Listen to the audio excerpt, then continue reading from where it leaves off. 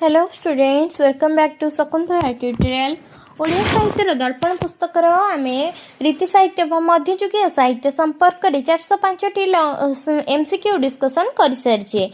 आज 406 नंबर रु 423 नंबर पर्यंत एमसीक्यू गुड़िक डिस्कसन करना। तेज चलतु आरंभ करवा आज क्लास।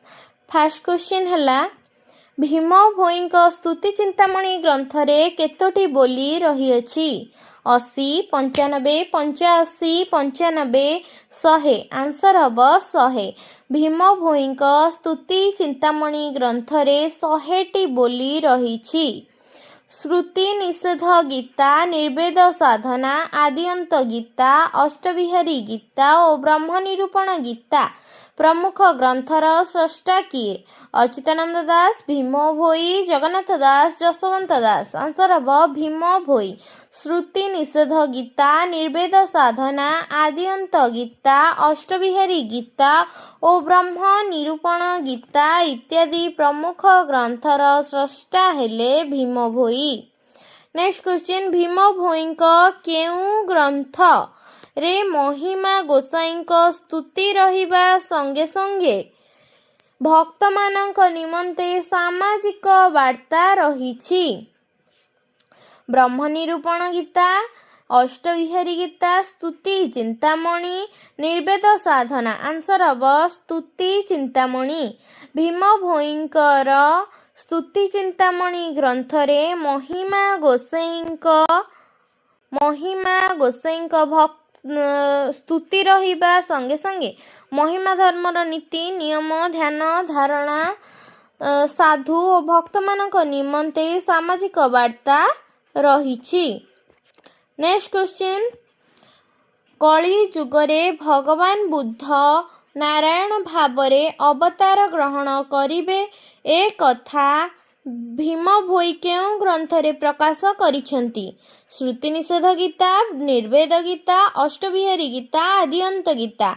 आंसर हम श्रुति निषेध गीता। कली जुगरे भगवान बुद्ध नारायण भावरे अवतार ग्रहण करिवे ए कथा भीम भोई श्रुति निषेध गीता ग्रंथरे प्रकाश करिसेंती।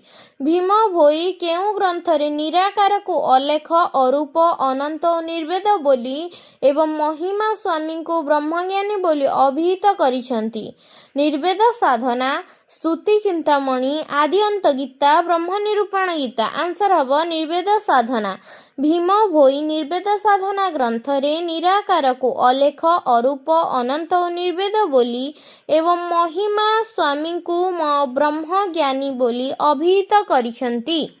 भीम भोई संबलपुर जिल्लार रेढ़ाखोल निकटवर्ती मधुपुर ग्राम रे जन्म हेबा प्रसंग स्तुति चिंतामणिर केउं बोली रे उल्लेख रहिछि? एकविंश, द्वाविंश, विंश, प्रथम। आंसर हम द्वाविंश।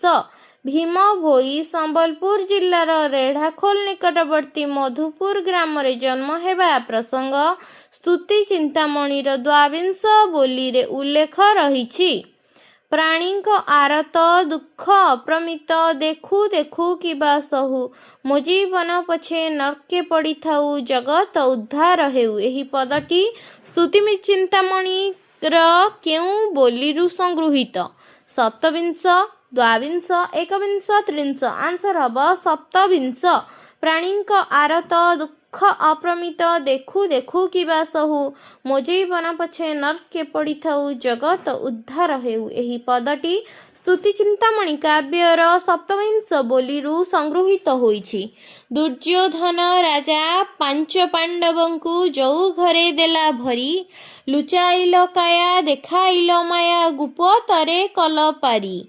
सत्य धर्म मार्गे करुणा संभर्वे विपदकु कर क्षय फिटाओ कलंक भुंजाओ सात्विक जगतरे ठाब दिय। एही पदटी स्तुति चिंतामणि ग्रंथर केउं बोली रे स्थानित? पंचदश, द्वादश, सप्तदश, अष्टादश। आंसर हम सप्तदश। दुर्योधन राजा पंच पांडवंकु जौ घरे देला भरी लुचाइल काया देखाइल माया गुप्तरे कल पारी। सत्य धर्म मार्गे करुणा संभर्वे विपदकु कर क्षय ପିଟାୟ କଳଙ୍କ ଭୁଞ୍ଜ ସାତ୍ବିକ ଜଗତରେ ଠାବ ଦିଅ। ଏହି ପଦଟି ସ୍ତୁତିଚିନ୍ତାମଣି ଗ୍ରନ୍ଥର ସପ୍ତଦଶ ବୋଲିରୁ ଆସିଅଛି। ନେକ୍ସଟ କ୍ୱେଶ୍ଚିନ୍, 4 ବରଷ ସମ୍ପୂର୍ଣ୍ଣ ସମୟରେ ଦେଖାଥିଲା ଜ୍ୟେଷ୍ଠ ମାସେ। ନିର୍ବେଦ କର୍ମେ ଯୋଗୀ ପୁତ୍ର ଗୋଟିଏ ଭ୍ରମୁଥିଲେ ଗ୍ରାମ ଦେଶେ। କଷା କୌପୁନୀ ଚଢ଼ାଇ ସେ ପୁଣି ଦିଶୁଥାନ୍ତି ଅପ୍ରଚ୍ଛନ୍ନ।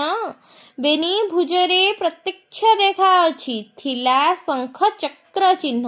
ଉକ୍ତ ପଦଟି ସ୍ତୁତିଚିନ୍ତାମଣି ପୁସ୍ତକର କେଉଁ ବୋଲିରୁ ଉଦ୍ଧୃତ? ଦଶମ, ବିଂଶ, ଏକବିଂଶ, ପଞ୍ଚବିଂଶ, ଏକବିଂଶ। ଆନ୍ସର ହେବ ଏକବିଂଶ। 4 ବରଷ ସମ୍ପୂର୍ଣ୍ଣ ସମୟରେ ଦେଖାଥିଲା ଜ୍ୟେଷ୍ଠ ମାସେ। ନିର୍ବେଦ କର୍ମେ ଯୋଗୀ ପୁତ୍ର ଗୋଟିଏ ଭ୍ରମୁଥିଲେ ଗ୍ରାମ ଦେଶେ।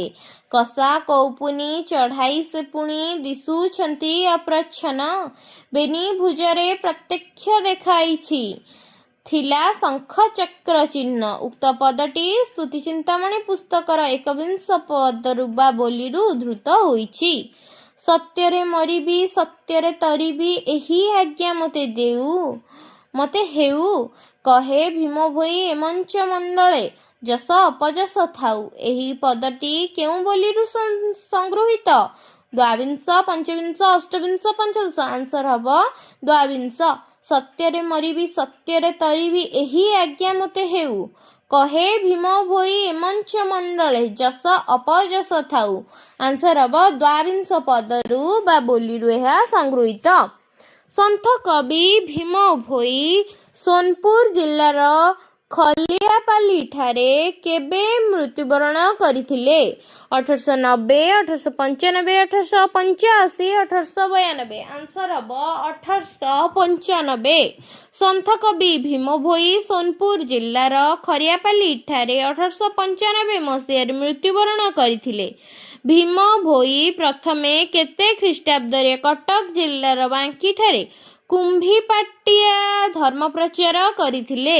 1866, 1864, 1862, 1868। ଆନ୍ସର ହେବ 1864। ଭୀମ ଭୋଇ ପ୍ରଥମେ 1864 ଖ୍ରୀଷ୍ଟାବ୍ଦରେ କଟକ ଜିଲ୍ଲାର ବାଙ୍କିଠାରେ କୁମ୍ଭୀପାଟିଆ ଧର୍ମ ପ୍ରଚାର କରିଥିଲେ। ଜୟ ଅବ୍ୟକ୍ତ ରୂପରେ ବିଖ୍ୟାତ ଶୂନ୍ୟେ ଯା ଉଡୁଛି ବାନା। କୃପା କଟାକ୍ଷତ ଅରୂପ ବିଦିତ ଭକତ ଦୁଃଖ ଖଣ୍ଡନା। ଏହି ପଦଟି କେଉଁ ବୋଲିର ଅଂଶବିଶେଷ? ପ୍ରଥମ, ଦ୍ୱିତୀୟ, ଦଶମ, ଅଷ୍ଟମ। ଆନ୍ସର ହେବ ପ୍ରଥମ। ଜୟ ଅବ୍ୟକ୍ତ ରୂପରେ ବିଖ୍ୟାତ ଶୂନ୍ୟେ ଯା ଉଡୁଛି ବାନା। କୃପା କଟାକ୍ଷତ ଅରୂପ ବିଦିତ ଭକତ ଦୁଃଖ ଖଣ୍ଡନା। ଆନ୍ସର ହେବ ଏହା ପ୍ରଥମ ବୋଲିରୁ ଆସିଅଛି। ସ୍ତୁତିଚିନ୍ତାମଣି ଗ୍ରନ୍ଥର ପ୍ରତ୍ୟେକ ବୋଲିର ପଦ ସଂଖ୍ୟା କେତେ? 20, 18, 22, 24। ଆନ୍ସର ହେବ 20। ସ୍ତୁତିଚିନ୍ତାମଣି ଗ୍ରନ୍ଥର ପ୍ରତ୍ୟେକ ବୋଲିର ପଦ ସଂଖ୍ୟା 20। ନେକ୍ସଟ କ୍ୱେଶ୍ଚିନ୍, ପିତା ଅଟନ୍ତି ମୋ ଅନାଦି ଠାକୁର ମାତା ଆଦି ଶକ୍ତି ନାରୀ। ଯୁଗଳ ଅଙ୍ଗରୁ ଜନମ ଲଭିଛି କବିକୃତ କଳା ଧରି। ଉକ୍ତ ପଦଟି ସ୍ତୁତିଚିନ୍ତାମଣି ଗ୍ରନ୍ଥର କେଉଁ ବୋଲିରୁ ଅଂଶବିଶେଷ? ତ୍ରିଂଶ, ବିଂଶ, ପଞ୍ଚଶତ, ଚତୁର୍ବିଂଶ। ଆନ୍ସର ହେବ 30। ପିତା ଅଟନ୍ତି ମୋ ଅନାଦି ଠାକୁର ମାତା ଆଦି ଶକ୍ତି ନାରୀ। ଯୁଗଳ ଅଙ୍ଗରୁ ଜନମ ହୋଇଛି କବିକୃତ କଳା ଧରି। ଉକ୍ତ ପଦଟି ସ୍ତୁତିଚିନ୍ତାମଣି ଗ୍ରନ୍ଥର 30 ଛାନ୍ଦରୁ ବା ବୋଲିରୁ ଅଂଶବିଶେଷ ବା ଗ୍ରହଣ କରାଯାଇଛି। ସ୍ଥାବରୁ ଜଙ୍ଗମ କୀଟରୁ ପତଙ୍ଗ ଚାହିଁ ଦେଲେ ଅନୁସରି। ସକଳ ଘଟରେ ପୁରୀ ସମାନରେ ନୋହେ ସାନ ବଡ଼ କରି। ଉକ୍ତ ପଦଟି ସ୍ତୁତିଚିନ୍ତାମଣିର କେଉଁ ବୋଲିରୁ ଉଦ୍ଧୃତ? ପଞ୍ଚଦଶ, ଦଶମ, ଦ୍ୱାଦଶ, ଅଷ୍ଟାଦଶ। ଆନ୍ସର ହେବ ପଞ୍ଚଦଶ। ସ୍ଥାବରୁ ଜଙ୍ଗମ କୀଟରୁ ପତଙ୍ଗ ଚାହିଁ ଦେଲେ ଅନୁସରି। ସକଳ ଘଟରେ ପୁରୀ ସମାନରେ ନୋହେ ସାନ ବାଡ଼ି କରି। ଉକ୍ତ ପଦଟି ସ୍ତୁତିଚିନ୍ତାମଣିର ପଞ୍ଚଦଶ ବୋଲିରୁ ଉଦ୍ଧୃତ। କିମ୍ପା ନିରପେକ୍ଷେ କରୁଅଛୁ ମୋତେ କେଉଁ ଦୋଷ ମନେ କରି। ନିଷ୍ଠୁର ତୋହିଆ ନ ବସଇ ଦୟା ଭକ୍ତ ପ୍ରାଣ ଖିଆ ହରି। ଉକ୍ତ ପଦଟି ସ୍ତୁତି ଚିନ୍ତାମଣିର କେଉଁ ବୋଲିରୁ ଆସିଅଛି? ଦ୍ୱିତୀୟ, ସପ୍ତମ, ଚତୁର୍ଥ, ଏକାଦଶ। ଆନ୍ସର ହବ ଦ୍ୱିତୀୟ। କିମ୍ପା ନିରପେକ୍ଷେ କରୁଛୁ ମୋତେ ଦ୍ୱିତୀୟ ଦୋଷ ମନେ ଧରି। ନିଷ୍ଠୁର ତ ହିଆ ନ ବସଇ ଦୟା ଭକ୍ତ ପ୍ରାଣ ଖିଆ ହରି। ଅତএବ ଆଜି ମଧ୍ୟଯୁଗୀୟ ସାହିତ୍ୟ ତଥା ରୀତି ସାହିତ୍ୟ ସମ୍ପର୍କିତ MCQ ତଥା 423ଟି MCQ କଣ୍ଟିନ୍ୟୁସଲି ଡିସ୍କସନ୍ ହୋଇଗଲା। ନେକ୍ସଟ କ୍ଲାସ୍ରେ ଆମେ ଆଲୋଚନା କରିବା ଓଡ଼ିଆ ସାହିତ୍ୟ ଦର୍ପଣ ପୁସ୍ତକର ପ୍ରାଚୀନ ଓ ମଧ୍ୟଯୁଗୀୟ ଗୀତି କବିତାମାନ, ଯେମିତିକି କୋଇଲି, ଚଉତିଶା ଏବଂ ପଦାବଳୀ ଗୁଡ଼ିକ। ତେବେ ଆଜିର ଭିଡ଼ିଓଟି ଯଦି ଭଲ ଲାଗିଥାଏ ଲାଇକ୍, ସେୟାର, ସବସ୍କ୍ରାଇବ୍ ନିଶ୍ଚିନ୍ତ କରିବେ।